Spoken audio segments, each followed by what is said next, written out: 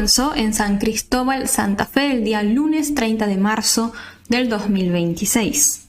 Lo que debió haber sido el inicio de una semana escolar rutinaria y normal en la escuela número 40 Mariano Moreno se convirtió, en cuestión tan solo de segundos, en una escena de terror que, como les comenté, ha conmocionado a toda la Argentina. A las 7:10 de la mañana, mientras cientos de alumnos se preparaban para izar la bandera, una estudiante de tercer año de tan solo 15 años ingresó al establecimiento con un estuche de guitarra. Nadie sospechaba en ese momento de que dentro de ese estuche no había un instrumento en sí, sino más bien una escopeta de calibre 12.7, perteneciente al abuelo del niño. Tras pasar por el baño para preparar el arma, el joven salió al patio. Gritó sorpresa literalmente y comenzó a disparar de manera indiscriminada. El saldo de todo esto fue devastador. Ian Cabrera, un niño de 13 años de edad que cursaba el primer año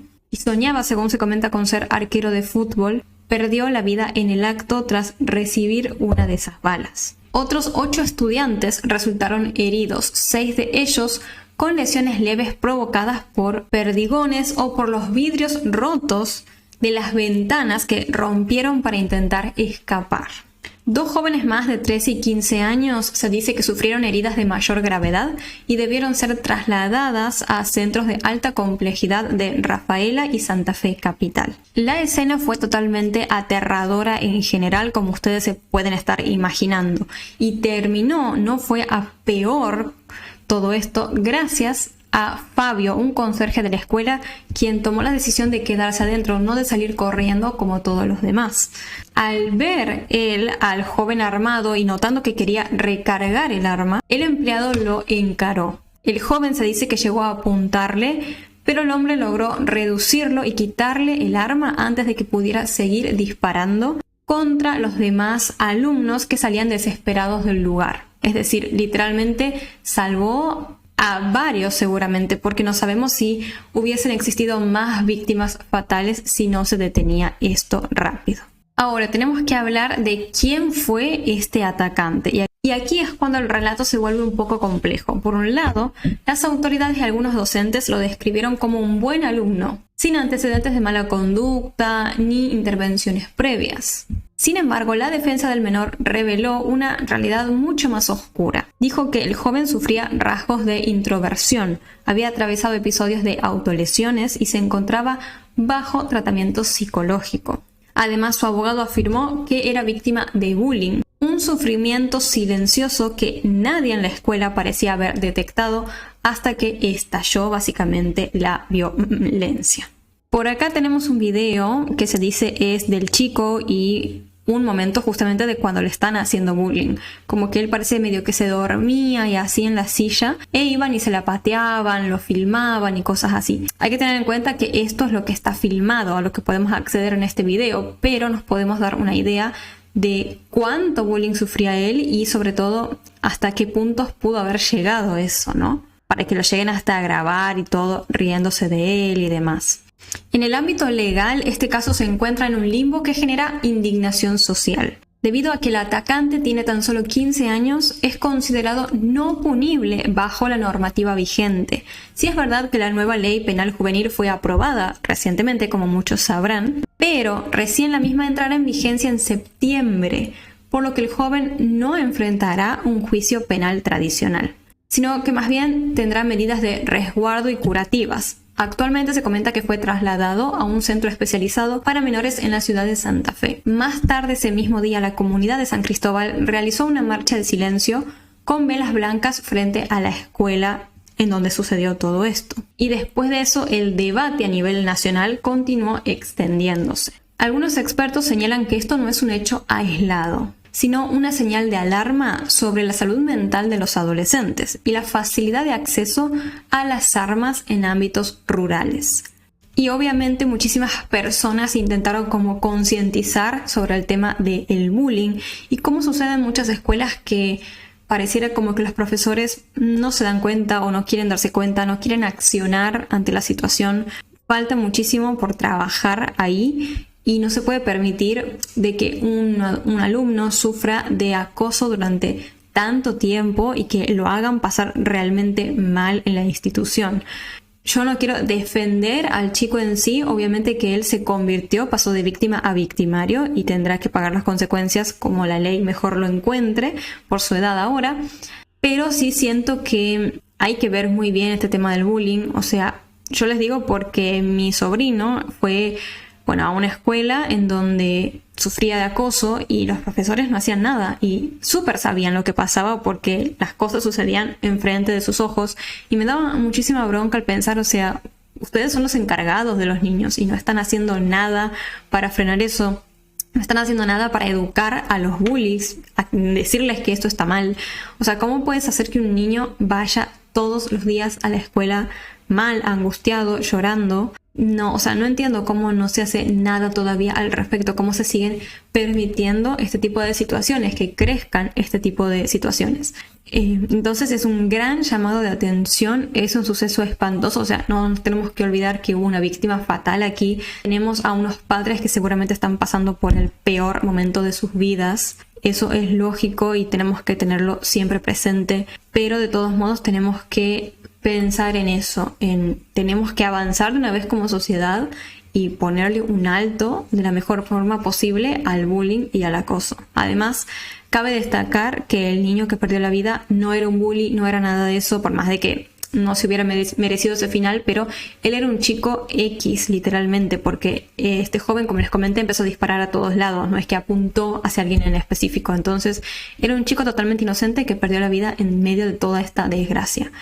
Coméntenme ustedes qué opinan con muchísimo respeto, por favor, sobre este caso. Les agradezco porque, por ejemplo, en el video que hice sobre Noelia Castillo, todos comentaron con muchísimo respeto, así que muchísimas gracias por eso y espero, el mismo accionar en este video porque son temas muy delicados. Coméntenme qué opinan ustedes sobre este caso. Seguramente esta tragedia en Santa Fe va a quedar grabada. Y no solamente en Santa Fe, creo también en la historia argentina. Y nos va a recordar todos los días cómo tenemos que trabajar para que las escuelas y las instituciones sean lugares más seguros. Imagínense dos escenas del crimen, ambas sucedidas en la misma región y las dos protagonizadas por personas que ya superaban los 70 años de edad. En la primera tenemos a una casa reducida a casi cenizas, donde el fuego intentó borrar, absolutamente todo rastro de lo que sucedió. Y en la segunda escena tenemos a una camioneta cerrada con llave intacta, pero en medio del barro profundo y súper hostil de la Patagonia argentina. Lo más perturbador de todo esto es que en el primer caso el fuego terminó impregnando todas las respuestas y en el segundo el lodo se tragó la verdad por completo. Son dos casos que paralizaron por completo a la ciudad de Comodoro Rivadavia en la provincia de Chubut. Lamentablemente, la sociedad a veces ve a una persona mayor y asume fragilidad, y eso puede generar un punto ciego inmenso para las autoridades y para la comunidad. Bernardino Villarruel vivía en Comodoro Rivadavia justamente, pero todo el mundo le decía simplemente Nino. Tenía 78 años de edad, era un jubilado bancario, pero su verdadera identidad en la ciudad era otra, pues muchos lo conocían por ser pastelero. Vivía solo y además se encontraba bajo tratamiento oncológico. El día de los hechos, los vecinos escucharon una explosión que provenía de su casa. Explosión seguida de un incendio que generó un humo negro súper espeso. Las autoridades y los vecinos se movilizaron, pero lamentablemente sacaron a Nino de su casa sin vida. Para cualquiera que estuviera viendo por ahí desde la vereda en ese momento, el guión ya estaba escrito. Un hombre mayor, enfermo, viviendo solo. Cualquiera hubiese asumido como, tenía algo defectuoso, fue un accidente, una pérdida de gas, etcétera, etcétera. Eso lo podemos pensar nosotros como ciudadanos normales, pero desde la perspectiva de la investigación de incendios, por ejemplo, asumir eso en los primeros 10 minutos de que todo sucede es un error. Las pericias de criminalística indicaron que el daño severo por las llamas estaba increíblemente concentrado. O sea, no es que se quemó toda la casa por igual. Afectó más que nada de lleno a la cocina y una habitación específica, pero dejó el resto de la estructura casi intacta. Y esto suena un poco extraño, y todo terminaría por dar un giro después de que el cuerpo de Nino sea llevado a la morgue, porque sí es verdad que se encontraba quemado lógicamente, pero se le podía hacer una autopsia. La ciencia forense terminó desarmando por completo la narrativa del accidente. Nino no perdió la vida asfixiado por ese humo denso, ni tampoco lo hizo por la explosión. Las pericias develaron que su cuerpo presentaba más de 50 heridas hechas con golpes y cuchilladas. Se dedujo ante este descubrimiento que el incendio había sido provocado en la casa por él o los agresores para intentar encubrir lo que había sucedido. Lograron afortunadamente la detención rápida del principal sospechoso, quien sería un hombre llamado Nicolás Raúl Cerecero. Y el móvil que empezó a manejar la justicia es algo que hiela completamente la sangre. El móvil, es decir, el motivo por el cual se cometió este crimen. Cosas indican a que todo pudo haber sido por una simple deuda de dinero. Pero hay que recalcar que en este caso pareciera haber habido como una especie de carga emocional intensa, una ira incontrolable por parte del agresor hacia Nino. Porque lamentablemente ese crimen no fue cometido como una represalia normal. Se hizo, como les digo, con bastante alevosía, con ganas de desatar esa violencia. A pocos kilómetros de estos espantosos hechos, nos encontramos hace un tiempo con un escenario que representaba todo lo opuesto. Un misterio donde en esta ocasión la geografía no dejó ni siquiera las cenizas. Y les estoy hablando lógicamente de la desaparición de Pedro Creder y Juana Inés Morales, de 79 y 69 años de edad. Ellos fueron vistos por última vez dirigiéndose hacia la zona de Rocas Coloradas para pasar unos días, pero desaparecieron por completo. Desde el día 11 de octubre de 2025 la tierra simplemente pareció abrirse y tragárselos sin masticar. Lo único que apareció de ellos fue su camioneta en un terreno que, el cual podemos ver en esta foto, es bastante complicado. Estamos hablando de barrancas engañosas, suelos arcillosos, donde una simple lluvia en minutos puede armar trampas y trampas de lodo. A eso hay que sumarle las ráfagas del viento patagónico, etcétera, etcétera. Es como que todo indicaba que seguramente Pedro y Juana habían sufrido de un accidente. Además estaba este tema de que la camioneta fue hallada totalmente cerrada, sin signos de violencia y con todos los objetos de los jubilados dentro. En base a esto, la hipótesis principal que se tuvo en su momento es que los jubilados habían sufrido de una especie de desvío o desorientación inicial. Entonces salieron a buscar ayuda y en medio del camino se accidentaron. Pero los familiares están convencidos de que esto no es así. E incluso están constantemente intentando batallar porque se investigue mejor el caso. No solamente por el hecho de que no aparecen los jubilados, sino también porque consideran de que la hipótesis del accidente no es correcta. Y es que lamentablemente es como muy fácil a veces caer en esta trampa de considerar que porque son adultos mayores, por estos indicios que existieron en la zona y demás, fue un accidente y listo. Es como complicado que las cosas se muevan y funcionen si, por ejemplo, no tienen un cuerpo que demuestre que algo más pudo haber pasado, como en el caso de Nino. A veces el sistema judicial requiere de lo que ellos llaman una hipótesis de delito sólida para poder justificar financiera y logísticamente el mantenimiento de todas las investigaciones. Como no se están llevando a cabo tanto estos movimientos porque no hay cuerpo, no hay como un signo específico de delito, lógicamente la familia siente que hay un abandono, lo interpreta todo esto como inacción, como un total abandono estatal justamente. Comenta que diversas organizaciones de derechos humanos ya están interviniendo en todo esto para cuestionar los protocolos de búsquedas provinciales. Pero mientras vamos a seguir en este vacío absoluto. Si bien el caso de Nino se resolvió, por así decirlo, el de los jubilados sigue en la nada. No se sabe qué fue lo que pasó con ellos y básicamente no hay pistas de absolutamente nada, siendo que ya pasaron meses. Así que esperemos que pronto se pueda saber. Vamos a continuar con una actualización del caso de Loan que estuvo pasando en estos días en la actualidad. Se supo que en estos días la Cámara Federal de Casación Penal rechazó un recurso que presentó la defensa de Antonio Benítez, el tío de Loan, tío político sería de Loan por ser marido de Laudelina. Sus abogados pidieron la prisión domiciliaria para él, argumentando la vulnerabilidad en la que quedaron sus propios hijos tras su detención. se basan en el principio legal de interés superior del niño. Sin embargo, como les dije, los jueces rechazaron su pedido. ¿Con qué argumento? Dictaminaron que la defensa no logró demostrar la existencia de lo que se denomina un agravio federal. Un agravio federal es una figura jurídica que entra en juego cuando hay una violación directa a la Constitución Nacional o a los tratados internacionales. En este caso, básicamente, los jueces le dijeron a la defensa de Benítez: ustedes están intentando plantar todo esto de que los niños están vulnerables y no sé qué porque no están de acuerdo en lo que nosotros consideramos representa un riesgo que su cliente, es decir, Benítez, esté ahí en libertad en su casa, porque podría fugarse o entorpecer la investigación. Simplemente ahí hay un desacuerdo, nada más. No hay un agravio federal. Es decir, retener a Benítez ahí y no darle la domiciliaria no representaría ninguna violación a la Constitución Nacional por el tema de sus hijos, ni nada por el estilo. Sino que simplemente eso, se sigue considerando que si él va a su casa, la causa entraría en riesgo porque capaz él podría entorpecerla o hacer algo desde ahí. Lamentablemente, como sabemos, al menos a hoy en día, el juicio principal por la desaparición de Loan aún sigue sin una fecha definida. Y eso es lo más grave de todo este asunto. Según se cuenta, uno de los motivos para retrasar todo es que se jubiló un juez, se dice. Y ustedes quizás se están preguntando, bueno, pero no hay algo para hacer, no puede, por ejemplo, simplemente otro juez de por ahí a otra jurisdicción o lo que sea agarrar y hacer que el juicio empiece de una vez por todas.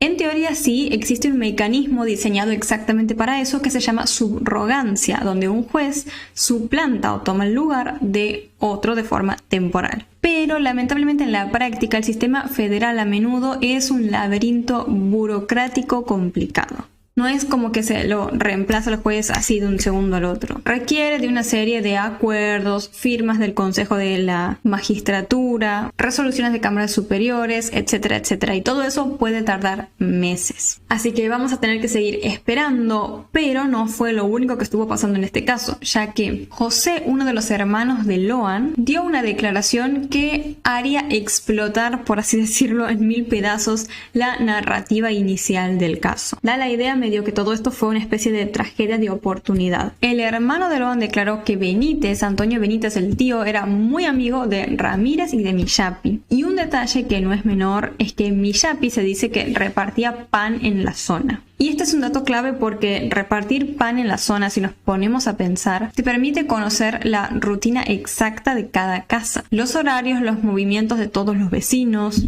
etcétera, etcétera. Pero esto no fue lo único que dijo el hermano de Loan. También señaló directamente a Pérez y Cayllaba, que son dos figuras centrales en todo este caso, como visitantes constantes en la casa de la abuela Catalina. Y además no era que solamente iban a visitarla, le vendían cosas.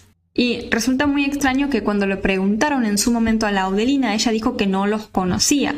Y es raro que no ubiques a dos personas que van constantemente a la casa de tu madre en un lugar tan chico. Pero se comenta entonces que sí, que Cayllaba, Pérez y la Audelina se conocían y que Pérez y Cayllaba iban constantemente entonces a la casa de la abuela Catalina. Y se está viendo más o menos de que Cayllaba habría intentado convencer a la Audelina de que reclamara y se quedara con ciertas tierras que en realidad le pertenecían a su hermano, es decir, al padre de Loan. Y ustedes se estarán preguntando, bueno, pero ¿de qué le sirve a Cayllaba decirle a la Audelina que ella se quede con tierras del hermano? Hay una estrategia detrás de esto y sobre todo por parte de este tipo de personas que van a las casas a venderte cosas y así. La estrategia consiste básicamente en convencer a alguien del propio entorno familiar para que absorba esas tierras. Y luego personas como por ejemplo Pérez y Cayllaba van y se las compran a un precio súper bajo. Básicamente estamos hablando de personas, una pareja, un matrimonio o perfiles de personas en general que se creen muy vivos y utilizan su posición económica y de poder para manipular a otros, los consideran vulnerables o ignorantes. Hay otro fragmento del testimonio del hermano de Loan que parece sacado de una película de terror, les diría. Hay una conversación entre José y Macarena en donde ella le confiesa a José que sufrió de una presión extrema para declarar. Y ahí aparece una figura clave, la del abogado Codazzi, a quien tanto estuvimos siguiendo en la serie de este caso. ¿Cuál es el objetivo de estas personas de presionar, por ejemplo, a gente como Macarena y así a declarar? Bueno, básicamente quieren cansarla a la persona desorientarla, quebrarla mediante la falta de sueño, aislarla de cualquier tipo de asesoramiento legal independiente. Así, de esta forma, pueden como manipularla para que vaya y declare o haga las cosas que a una parte le convenga. Hay otro episodio que involucra a Christian, otro hermano de Loan. Se comenta que en un momento apareció una mujer llamada Victoria que se ofrecía constantemente a trasladar a los familiares en su vehículo, llevándolos de un lado a otro mientras hacían las búsquedas de Loan. Se ganó básicamente así un lugar de proximidad física innegable con la familia del niño. Y de pronto se dice que Christian, el hermano, recibió un mensaje de WhatsApp desde un número desconocido donde le decían textualmente: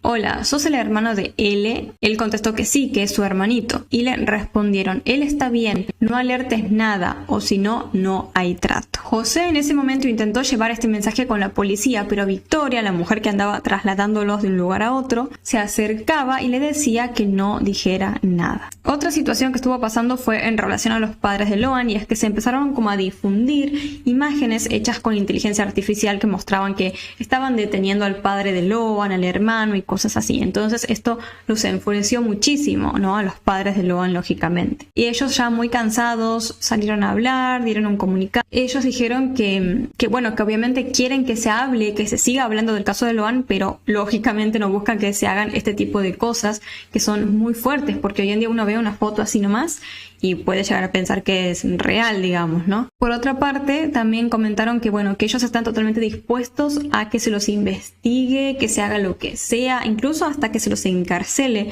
con tal de que se siga generando presión y les devuelvan a Loan. De igual manera, apuntaron directamente en contra de Laudelina, exigiéndole a ella y a todos que rompan el pacto de silencio de una vez por todas. Así que nada, fueron un montón de testimonios y cosas que estuvieron pasando en estos días. Y la verdad, como les decía en el capítulo de la serie, como que cada vez pareciera como que todos los que estuvieron en ese almuerzo sabían lo que iba a pasar, excepto los padres de Loan y la abuela Catalina. Hay gente que piensa que los padres quizás sí estuvieron involucrados, para mí no, al menos hasta ahora. Pero sí pareciera, como les digo, que todos los demás sí. O sea, no sé si participaron activamente de lo que le pasó a Loan, pero mínimamente sabían, ¿no? Porque están todos como actuando de una forma muy muy turbia y cada vez salen como más cosas que llevan a que uno sospeche de ellos. Así que bueno, esto ha sido todo por el caso de Loan del día de hoy. Vamos a ver qué sigue pasando en los siguientes. Ahora vamos a continuar con una actualización del caso de Loan que estuvo pasando en estos días. Yo le diría que, para hacer una analogía de lo que estuvo pasando recientemente,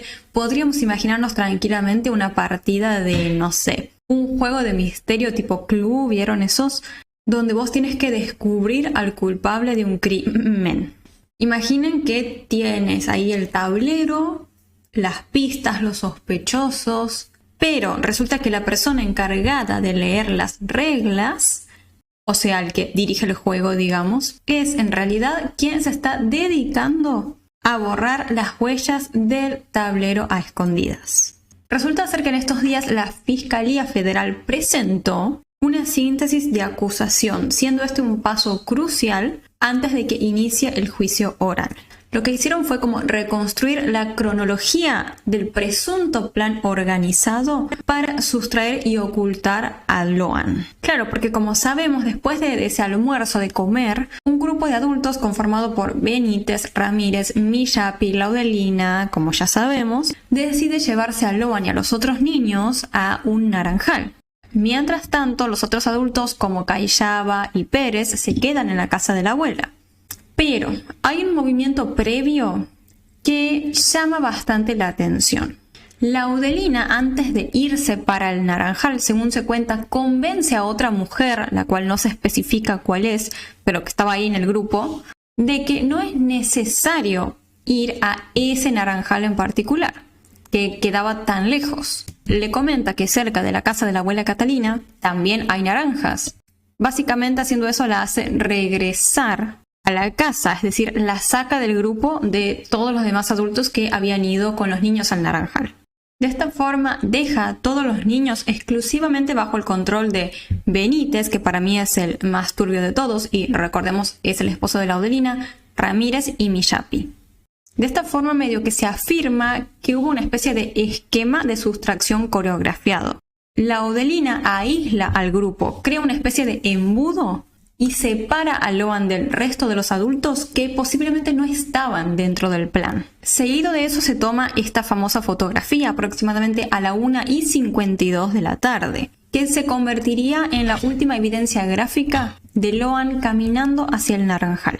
A partir de ese preciso minuto, la presencia física del niño se desvanece por completo. Los testimonios de los otros niños sabemos que son muy cambiantes, ya en la serie vimos por qué, pero en general afirman medio que ellos llegaron al naranjal, Loan jugó un ratito ahí y luego simplemente desapareció. De esta forma podemos deducir que la ventana de desaparición sucede entre las 13:52 y las 14:25. Sería una ventana de media hora más o menos. ¿Y por qué ponemos como límite 14:25? Porque en ese horario se registra el llamado telefónico de Antonio Benítez, que estaba en el naranjal. Él llama a la Audelina en ese momento y le dice básicamente que no encuentra a Loan. Pero esta, como ya vimos, no fue una llamada cortita ni mucho menos.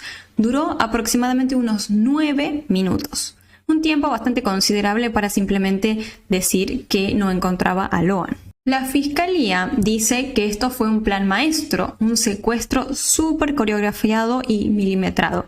Pero si esto fue así, ¿por qué dejarían un rastro digital tan obvio como fue esta llamada de 9 minutos? O sea, si uno, por ejemplo, intenta cometer un crimen encubierto, lo último que haríamos es triangular mi posición con las antenas de telefonía celular de la zona. Entonces, ¿por qué si esto fue un plan, hubo un descuido tan grande, apenas Loan desapareció? Tranquilamente podría haber sido por pánico. Si conectamos esta situación con el panorama general del comportamiento criminal, descubrimos que los crímenes perfectos en realidad no existen, o sea, son un mito de Hollywood. En la vida real las cosas suelen fallar. Lo que suele ocurrir en este tipo de casos tan complejos es que un plan central puede presentar miles de imprevistos. Emergencias logísticas de último minuto, por ejemplo, coordinar quién saca al niño del monte, en qué vehículo, por qué camino, etcétera, etcétera. Todo eso genera lo que muchas veces en investigación criminal se llama fuga de datos. O sea, cuando una emergencia, un pequeño fallo en todo ese plan, lo rompe por completo. Surge en ese momento pánico por parte de las personas que están llevando a cabo el plan, lo que los lleva a tomar decisiones o a hacer cosas que terminan básicamente destruyendo la idea original. Podemos pensar que Loan fue sustraído, retirado de la zona del naranjal y ocultado en la camioneta Ford Ranger de Pérez y Callaba. Pero claro, las personas involucradas sabían que ya se habían cometido errores, habían dejado el rastro de esa llamada particular y además restos de olor de Loan en esa camioneta. Por ende, la única forma de evitar que la policía local los atrape de inmediato era básicamente manipulando evidencia o instalando una cortina de humo. Necesitaban instalar así rápidamente la idea de que Loan se había perdido solito caminando por el monte. Y si conectamos esto con todo el panorama general, entendemos lo que pasó el día 14 de junio, es decir, el día siguiente a la desaparición de Loan. Ese día apareció el famoso botín izquierdo del niño enterrado en el barro. Es decir, ya empezaron a plantar estas cosas e intentar manipular evidencia para ver si zafaban de ser descubiertos. Y como decíamos antes del tema de la fuga de datos, en esos días siguieron pasando cosas bastante inevitables.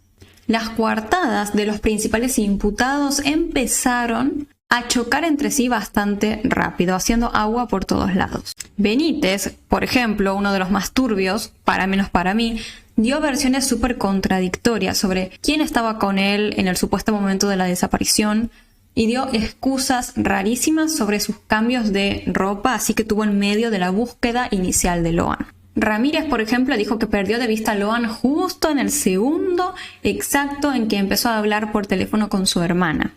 Y la Audelina, bueno, la principal de todas, ¿no? Llegó a inventar una historia totalmente falsa de la nada sobre el accidente del niño. Sabemos que se dice que ella fue manipulada, que la convencieron, que le dijeron que le iban a dar una casa, esto que aquello por decir eso, pero de todos modos, más allá de eso, se instaló esta idea, ¿no? El tema es que todo esto nos lleva a preguntarnos si las historias estaban tan mal armadas, si hubo tantos errores, cómo sostuvieron toda esta mentira, cómo no se sabe nada de Loan a esta altura del partido, digo, con tantos errores. La razón principal por la que esta red de mentiras y contradicciones no se cayó a pedazos de inmediato tiene nombre y apellido, y lo están viendo aquí en la fotito, el comisario Walter Maciel.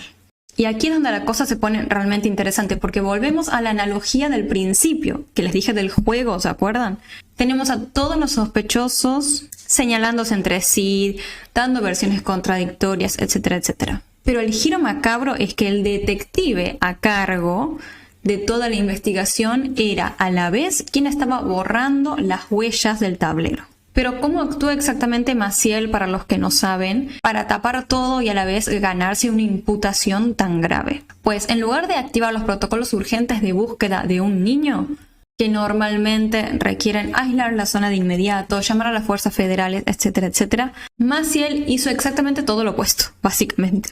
Él modificó los registros en los libros de guardia de la comisaría. Si uno altera horarios o cosas en las denuncias de ese papel, básicamente estás retrasando legalmente el reloj de la investigación. Además, permitió, como sabemos, que civiles y personas X transitaran por la zona de búsqueda, lo que facilitó la manipulación de pruebas. Y obviamente también tenemos que mencionar, si hablamos de todo esto, a aquellas personas que se hicieron pasar por miembros de la Fundación Lucio Dupuy. Ellos aparecieron con la idea de proteger a los familiares, a los niños vulnerables, etcétera, etcétera. Eran todos unos chantas mentirosos que no solamente manipularon todo el caso, manipularon a los testigos, sino que también le presentaron facturas por sus servicios al municipio de 9 de julio. Es decir, que quizás su objetivo no fue manipular el caso en sí, o no solo fue ese objetivo, sino que también se aprovecharon de la situación para sacar algún beneficio económico.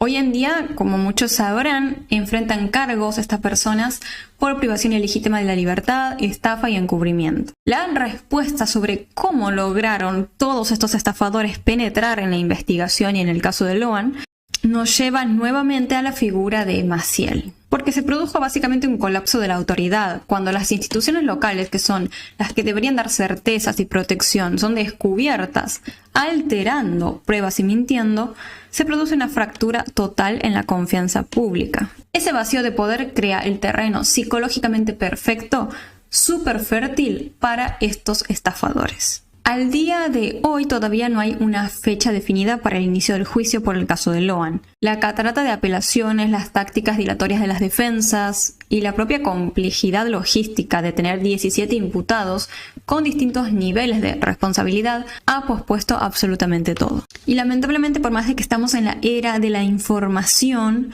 todo lo que pasó en el caso de Loan nos lleva a pensar que ni siquiera teniendo cada pequeño detalle de lo que pasó nos garantiza descubrir la verdad.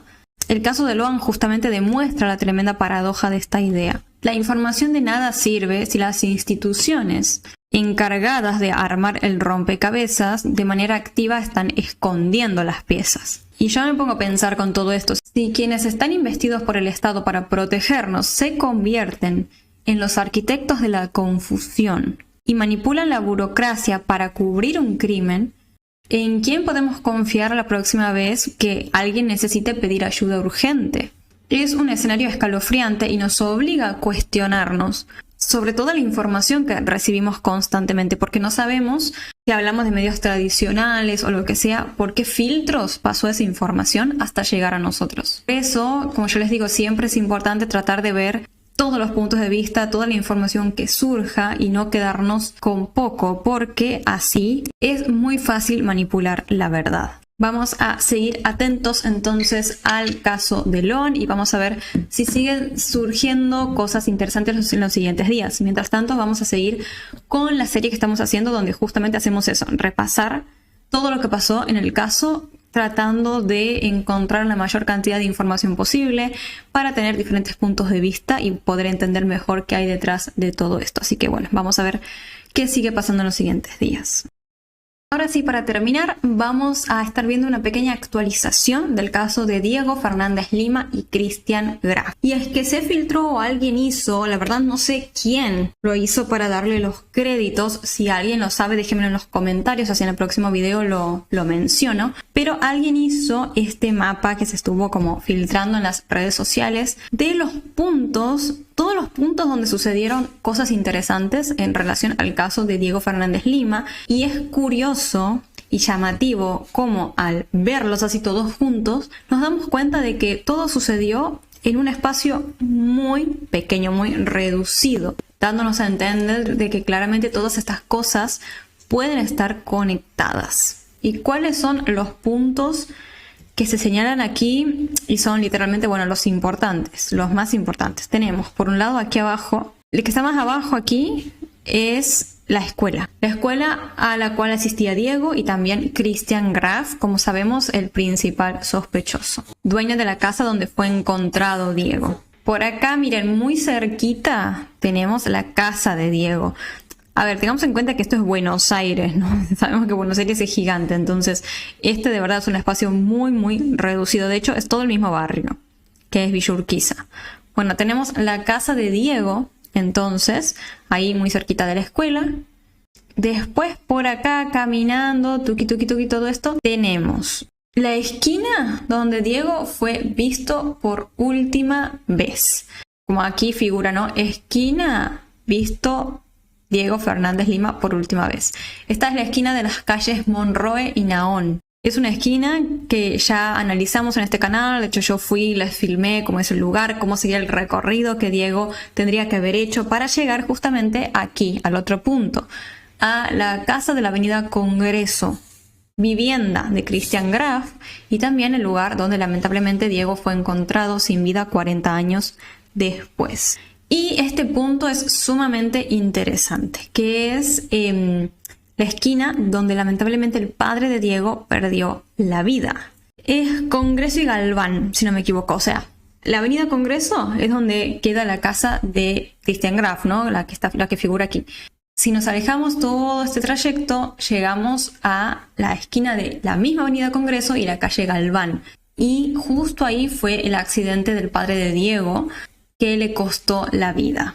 O sea, es como muy llamativo, justo en la calle Congreso. O sea, ¿no les da como turbio, como un escalofrío así el pensar que padre e hijo perdieron la vida en la misma calle con tan poca distancia de diferencia? No sé, me da un poco de escalofríos. Ahora, sabiendo todos los puntos, miren ustedes el panorama general y se van a dar cuenta de que todo lo importante en este caso sucedió en ese mismo pequeño espacio reducido. Lo que nos lleva a pensar justamente que hay algo, ¿no?, detrás de todo esto, que están las cosas conectadas de alguna forma. Todo tiene sentido. Obviamente sabemos que lo más probable, lógicamente, es que los Graf estén involucrados en los hechos, y tiene sentido que ciertos puntos, como la escuela, el lugar donde Diego fue visto por última vez y todo, estén cerca, porque ellos estudiaban en una escuela cercana a su casa. Diego y Graf vivían muy cerquita, y creemos que Diego se dirigió voluntariamente a la casa de Graf el día de los hechos, y por eso fue visto por última vez en esta esquina de Monroe y Naón, cercana a la casa de la calle Congreso. Pero lo más llamativo es para mí el tema del padre.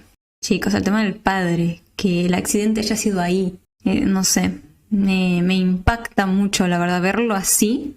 Si bien yo ya sabía, había leído que era en la esquina de Congreso y Galván, pero verlo así es el tema. Así, graficarlo, ponerlo así y notar la cercanía de todas las cosas da realmente escalofríos. Literalmente nos lleva a pensar que es imposible que todo esto no esté conectado.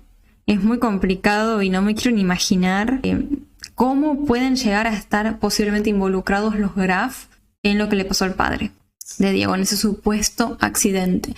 No es solamente el tema de si los Graf están involucrados o no, sino que es curioso que el padre de Diego haya andado por ahí cuando fue el accidente, porque como sabemos él estaba buscando a su hijo en ese momento, andaba recopilando pistas y todo, y por algún motivo llegó ahí, quizás, ¿no? O sea, como algo habrá encontrado que lo llevó a la calle Congreso directamente. También está la posibilidad, lógico, de que sea una pura coincidencia, porque, bueno, estamos hablando de que ellos vivían ahí muy cerquita, ¿no? O sea, la casa de Diego es aquí, el punto rojo de abajo.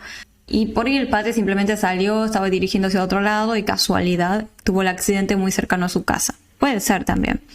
Pero es todo tan turbio en este caso que lógicamente uno no puede evitar como relacionar todo con los Graf. Y es aún más llamativo todo si tenemos en cuenta lo que pasó hace poco con el caso de Francisca Cadenas en España. Para los que no saben, Francisca Cadenas fue una mujer que desapareció totalmente a cuadras de su casa hace 9 años más o menos atrás. No se sabía nada, era como si la tierra se lo hubiese tragado por completo, no había testigos, no había nada. Y 9 años después, ahora vienen a descubrir que Francisca estaba sin vida, lamentablemente enterrada, en el patio de los vecinos. Unos vecinos que habían tenido unos comportamientos un poco turbios en el día de la desaparición de Francisca, pero lamentablemente nunca se juntaron las pruebas suficientes como para que la policía investigue ahí, ¿no? Hasta 9 años después. Y siempre estuvo ahí. O sea, el mismo día que Francisca desapareció fue el mismo día que le quitaron la vida. Y estos vecinos la enterraron ahí en el patio de su casa, y como para intentar tapar un poco más lo que habían hecho, construyeron ahí, como pusieron un asfalto, una lavadora y cosas así. Pero siempre estaba ahí. Y esa gente estuvo durante 9 años viviendo en esa casa, haciendo cualquier cosa que una familia normal haría en un patio, capaz comidas, fiestas, momentos de ocio, momentos de relajación, lo que sea. Mientras sabían que tenían el cuerpo de una persona que era totalmente buscada con locura durante 9 años. Y no les importó, nunca hablaron, nunca hicieron nada. Entonces claramente nos da a entender que cuando hablamos de personas así de turbias, no tienen ningún problema en cubrir un crimen de este tipo, por más de que eso implique todos los días estar en el lugar de los hechos, todos los días estar en tu propio patio con el cuerpo ahí. O sea, no tienen ningún problema en encubrir el hecho. Entonces, ¿quién te dice? ¿Por qué nos resulta raro el pensar que los Graf hayan mantenido el secreto y sigan manteniéndolo? Es porque claramente se puede, es posible, hay gente así de fría, así de indiferente ante todo y dispuestos a hacer lo que sea para zafar. No sé, yo veo el caso de Francisca Cadenas muy al de Diego en esos aspectos. Si les interesa, no conocen el caso y les interesa, hay varios videos en el canal sobre el caso de Francisca Cadenas. Al primer video yo lo hice hace como 6 años, cuando todavía no se sabía nada, era un total misterio, y a mí me impactó un montón porque pensaba como, ¿cómo puede ser que una persona desaparezca así de la nada? O sea, salió de su casa en 2 segundos, así pum, desapareció. O sea, fue una locura. Y bueno, ahora están saliendo todas estas actualizaciones. El tema es que ahí la justicia se movió mucho mejor, el caso no estaba prescripto. Aquí tenemos muchas trabas, pero si estábamos un 95% seguros de que los Graf estaban involucrados, ahora siento que podemos estar tranquilamente un 99% seguros. Es un espanto.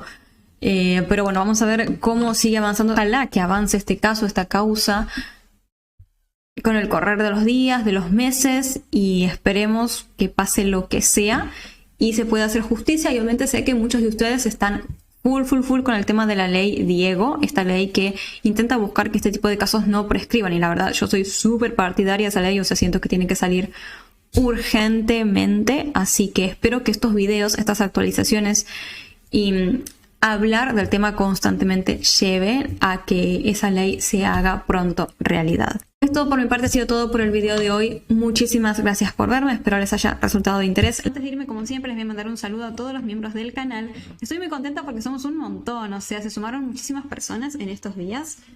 Así que vamos a mandar los saludos para todos ellos. Hoy estoy encandiladísima hoy, pero mal. Entonces ellos son Brittany Moraga, Amanda Vázquez, que es miembro hace 11 días, miembro nuevo, bienvenida, muchísimas gracias por unirte. Tenemos a Valkyria Fenicios, también miembro nuevo hace 16, Valkyria es nombre de mujer, no sé, bueno, bienvenida o bienvenido. Valle Escobedo, bueno, miembro veterana, vos ya hasta hace 13 meses, bueno, ya cumpliste el año. Alechi 12, miembro hace 17 días, muchas gracias por unirte. Estefanía Jorak, Bren Rodríguez, que digo que somos muchos nuevos, también nueva, bienvenida hace 22 días. Emma Calvo, este nombre es muy difícil, también sos nuevo o nueva, sos nueva. Joycelindia, algo así, no sé si lo estoy pronunciando bien. Bueno, hace 23 días es miembro, bienvenida. También tenemos a Waltila, también difícil de pronunciar, Mariela, Maribel Granadeño, también veteranísima hace más de un año. Adriana Esquillaro, que es miembro, bueno, más o menos nueva, hace un mes, de todos modos, bienvenida, muchas gracias por unirte. Laura Elena Garrido, K9 Barlo, Adriana Barranco, Filántropos Yael, Begoña, Webramodi, si lo dije bien creo, Mary Furious, Miguel Heredia, Ezequiel LLPPP, Jacqueline Castellanos, Angélica Hernández, Itz Danae, Lucas Maidana, Guadalupe M. Luz Concepción, Rebeca Guzmán y CEL 704C, o algo así, como creo que se pronuncia. Bueno, les mando un beso enorme a todos, muchísimas gracias por unirse, por seguir apoyando al canal, por seguir renovando sus membresías. Ustedes saben que el apoyo de las membresías es súper importante. Les mando un beso enorme y bueno, los estoy viendo la próxima.